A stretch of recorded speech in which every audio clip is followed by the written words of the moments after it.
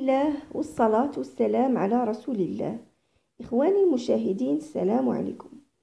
أولا أدعوكم للاشتراك في قناتكم قناة فاطمة المراكشية والضغط على زر الإعجاب للمزيد من العطاء والتألق وكذلك للتميز. الوصفة ديال اليوم هي الكيش بخضار متواجدة في كل بيت وبعجينة البريزي أو العجينة المكسرة لاباط بريزي. اليوم غادي نقدمها لكم بالملح ويمكن تستعملوها بالحلو كذلك. انا سبق لي قدمت فيديو ديال لي طاختولات او طورطات صغار بلا كريم باتيسيير حلوين. يمكن ديروا نفس الوصفه ديال الحشوه ولكن بهاد لاباط بغيزي. بالنسبه للعجين فغادي نحتاجو زلافه من دقيق الفرص اللي هو الدقيق الابيض، 125 غرام من الزبده، اي نوع من الزبده ولكن من الاحسن الزبده ديال الماكله اللي هي الزبده الصفراء، ملعقه صغيره ملح، بيضه واحده. الا كنتي غادي تستعمليها في الحلو زيدي او ضيفي نصف كاس عنبه سكر ثقيل. بالنسبه للحشوه انا غادي نقدم لكم حشوه بسيطه بخضر متواجده في كل بيت وانتي لكي الاختيار. غادي نقدم لكم نفس الحشوه اللي استعملت في مسمن الفران. ففي نهايه هذا الفيديو هذا غادي تلقاو الاعلان ديالو وكذلك الاعلان ديال لي طاختولات او الطرطات الصغار اللي سبق لي كذلك قدمت. بالنسبه للحشوه فغادي نقطعوا فلفله خضراء وفلفله حمراء وبصله صغيره نقطعوهم قطع صغار، نقطعوا كذلك جزره وحده وقرعه وحده او كورجات وحده، نحكوهم بحكاكه غليظه كهذه او باي طريقه اخرى. يمكن تعمليهم كذلك بشكل طولي. نقطعوا كذلك الزيتون الاخضر، كميه من الزيتون الاخضر وكذلك الزيتون الاسود. غادي نحتاجو كذلك 2 معالق كبار معدنوس، شويه ديال الكفته اي اللحم المفروم، 2 دراس ديال الثوم، ملعقه صغيره من الابزار، ملعقه صغيره سكنجبير، ملعقه صغيره ملح، راس ملعقه صغيره سودانيه، شويه ديال التحميره غادي تعطيها لون مميز، وكذلك ملعقه صغيره من الزعتر. غادي نحتاجو كذلك للحشوه دائما 3 ديال البيضات، ياغورت طبيعي، فرماج محكوك اي نوع من الفرماج من الاحسن الموتزاريلا. اولا نبداو بطريقه العجين. نمزجو الدقيق والملح مع الزبده، ندخلو الزبده مزيان مع الدقيق حتى يصبح مرمل. غادي نبداو نمزجوهم بالاصابع. لاحظي الصوره فهنا مازال ما ترمل لياش مزيان. غادي نزيد ندخل الزبده بالاصابع ديالي. لاحظي كذلك اني مازال ما ضفتش البيضه. الان اصبح مرمل. غادي نضيف البيضه ثم نخلط غير بالاصابع كذلك، ثم نحاول نجمعها بلا ما ندلكها. راه كتجمع واخا كتبان انها مرمله ومفتته، فخلطي غير بالاصابع ثم بدي تجمعي حتى تصبح كيف الصوره، ثم غطيها بغطاء بلاستيكي وتركيها ترتاح مده نصف ساعه في الثلاجه.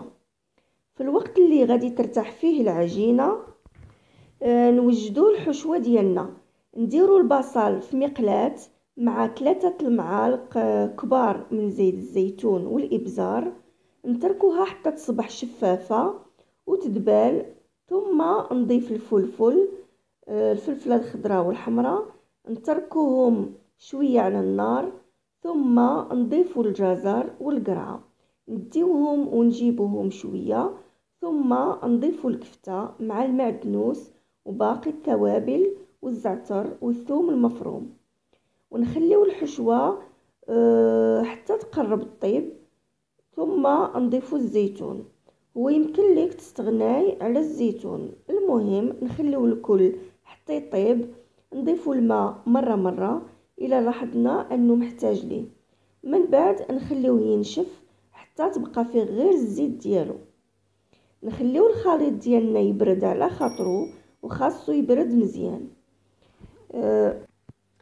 الان نوجدوا لي مول اللي غادي نستعملو فيهم الكيش. يمكن لك تستعملي هادو اللي هما صغار اللي خاصين بلي طاختولات، او يمكن لك تستعملي واحد يكون كبير، او حتى هاد الاخرين اللي كنستعملوهم في هذوك الكيكات الصغار، ولكن نستعملوهم مقلوبين. ندهنو دوك لي مول ديالنا ديال لي طاختولات ندهنوهم بالزبده ونرشوهم بالدقيق، اما الاخرين فندهنوهم فقط بالزبده وما نرشوهمش بالدقيق. ناخذوا العجينه ديالنا اللي في الثلاجه واللي ارتاحت، نسرحوها هكذا حتى يصبح السمك ديالها تقريبا 5 إلى 6 ملم. نقطعوها بهذا المول، يعني نقطعوها حتى نكملوا العجينه اللي عندنا، ثم نوضعوهم في لي مول، ومع الضغط بالاصبع على القعر وكذلك الجوانب باش تطلع لنا العجينه حتى الحافه، وكذلك باش تاخذ الشكل ديال المول. اما هادو ديال دوك الكيكات الصغار، فاحنا ملي نقطعوا العجينه نوضعوها فوق منهم ونضغطوا عليها من الاعلى والجوانب باش تاخذ هذا الشكل المقعر. نبقاو على هذه العمليه حتى نكملوا العجينه اللي عندنا. كملاحظه، في البقايا ديال العجينه ما نجمعوهمش بحال الكره، ولكن اولا نوضعوهم في بلاستيكه حتى نصاوبوا الاولين يعني باش ما تنشفش لينا. من بعد نوضعوه كل قطعه كل طريف فوق من الاخر يعني بهذا الشكل هذا، ونسرحوهم كذلك ونقطعوهم. نبقاو على هذه العمليه حتى نكملوا العجينه اللي عندنا، ثم نثقبوهم فرشات. نثقبوا فقط هادو ديال لي طاختولات، اما الاخرين فخاصنا نثقلوهم بإناء مثل هذا او بصحون تقبل الحراره ديال الفرن، او بمولات اخرى فارغه. نثقلوهم باش يبقاو محافظين على الشكل ديالهم وما يتنفخش لينا، ما يتنفخوش لينا من القعر، لانهم الا تنفخوا ما غاديش نقدروا نوقفوهم ملي نوضعوهم. من بعد ندخلوهم الفرن تحت درجه حراره متوسطه. انا استعملت اقل من 150 درجه. نطيبوهم نصف طيبه فقط، لانهم بعد ما نديروا فيهم الحشوه غادي يزيدوا في الطياب. لاحظي كيفاش جاوني اللون ديالهم ذهبي وكيجيو هشاش وفيهم واحد التقرميشه يعني غزاله. هاد لاباط بغيزي كتجي ممتازه، وكتجي كذلك ممتازه حتى في الطرطات الحلوين. الان نمزجو كل من الياغورت طبيعي و3 ديال البيضات والفرماج محكوك، نخلطوا الكل جيدا حتى ينسجموا، ثم نضيف لهم الحشوه السابقه المكونه من الكفته والخضار. خاصها تكون يعني بردات مزيان. ملي نخلطوهم نملئوا بهم الكيش ديالنا ونستفوهم في طاوه وندخلوهم للفرن تحت درجه حراره متوسطه دائما. انا درت 150 درجه. كنتمنى يعجبكم الفيديو وتجربوا الوصفه، وما تنساوش ديروا اشتراك ولايك. الى اللقاء.